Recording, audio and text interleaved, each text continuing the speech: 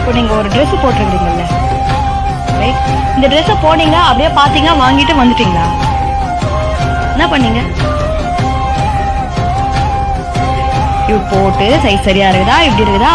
6 மாசம் பாக்குற Dress 1000 ரூபாய்க்கு வாங்குற ஒரு விஷயத்த அவ்வளோ சீனு. நான் இப்படி இருக்கிறேன்னா 40 வருஷம் கூட சேர்ந்து ஒரே கட்டில படுக்க போறேன். நீங்களா போய் கூட படுத்துன்னு இருக்க போறீங்க, ரைட்? நான் பாக்குற பொண்ணை கல்யாணம் பண்ணி அந்த பையன் உனக்கு சரி கிடையாதுன்னு எனக்கு தெரியும். அதெல்லாம் பேச வேண்டிய ஏஜா இது? ஏஜா இது? Who are you to decide? சாம்பிரதாயம் எல்லாம் பக்கத்துல வச்சிருங்க. But think about it. What is marriage? It's a license to have sex இல்ல?